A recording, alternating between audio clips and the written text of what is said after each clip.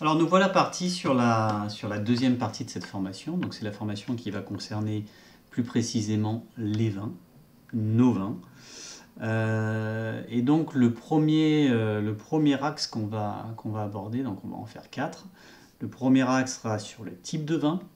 Le deuxième axe sur la notion de qualité dans le vin. Le troisième sur les accords mets-vins.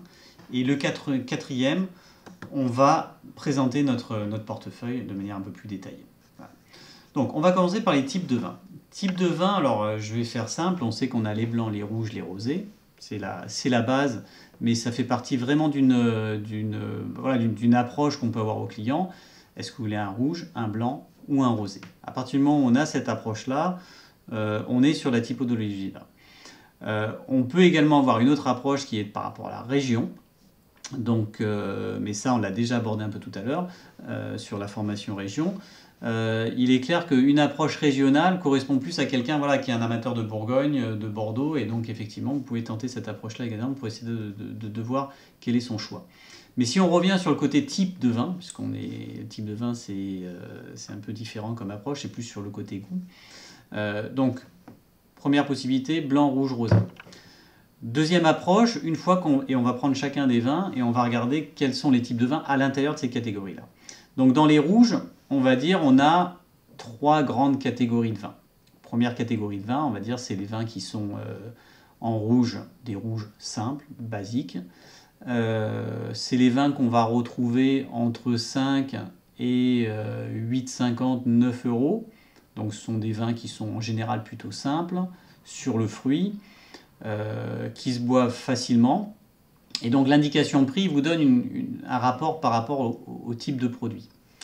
Donc en titre d'exemple, on a tout ce qui va être roncier, les petits plaisirs rouges, la chevalière, le merlot syrah, donc des produits qui sont entre 5 et 6 euros.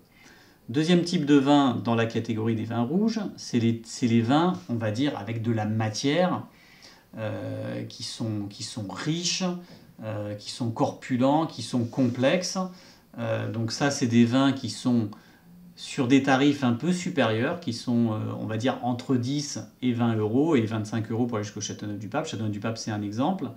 Le Baume de Venise, le Vaqueras fait partie de ces vins-là qui sont corpulents.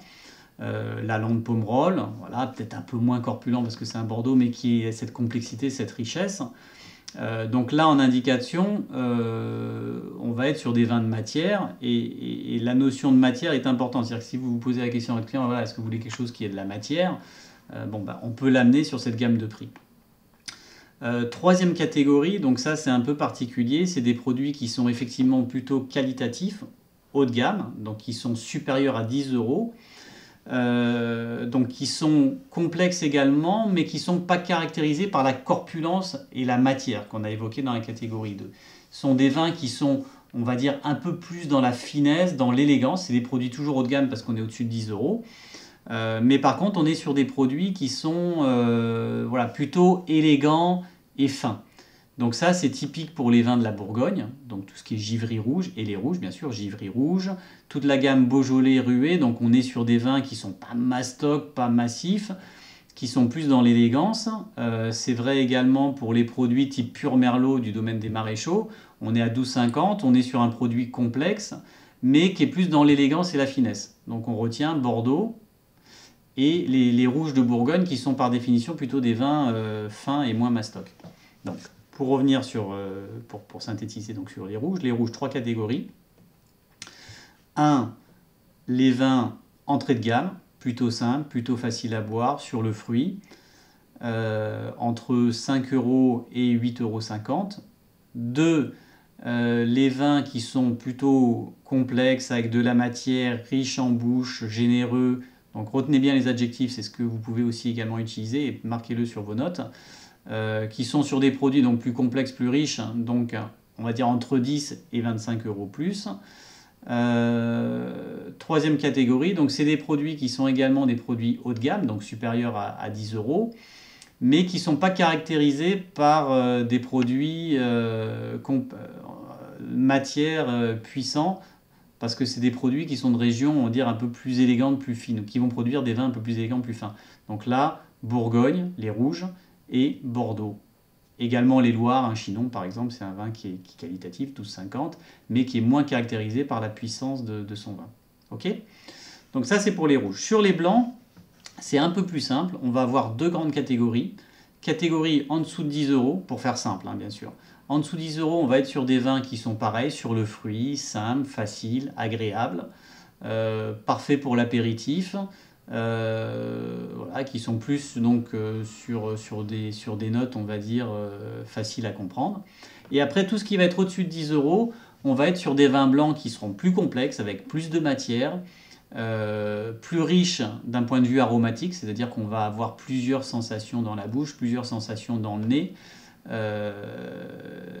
et donc qui sont voilà, plus de matière en bouche, plus riche. Donc voilà, c'est deux grandes catégories. Et l'indicateur prix est vraiment un moyen pour vous d'avoir un repère. Au-dessus de 10 euros, on est sur des vins qui font forcément un peu plus complexes. En dessous de 10 euros, on est sur des vins un peu plus simples. Et dans la gamme 10 euros, plus on va monter en prix, toujours le même réflexe, plus on va monter en complexité, en richesse. Donc ça veut dire qu'on aura des traitements plus complexes, mais on aura aussi une aromatique plus complexe. D'accord ? Pour les rosés, pareil, on a deux catégories.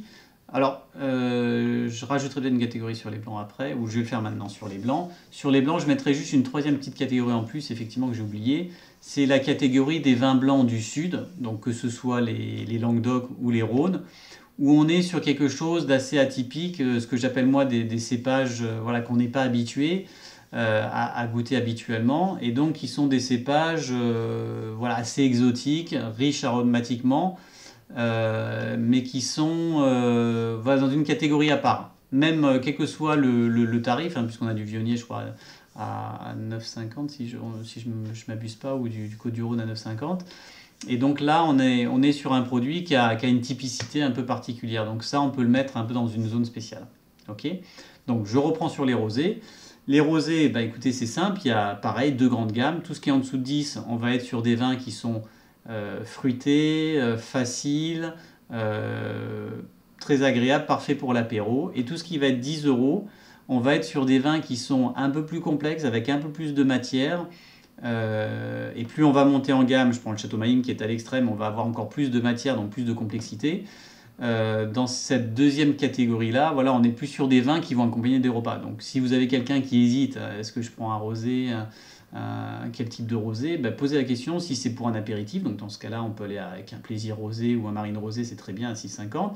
Si par contre c'est pour accompagner un rosé, un poisson ou un petit plat sympa entre copains, à ce moment-là, proposez des vins qui sont au-dessus de 10 euros, qui auront un peu plus de matière et qui permettront de mieux répondre à l'attente du client.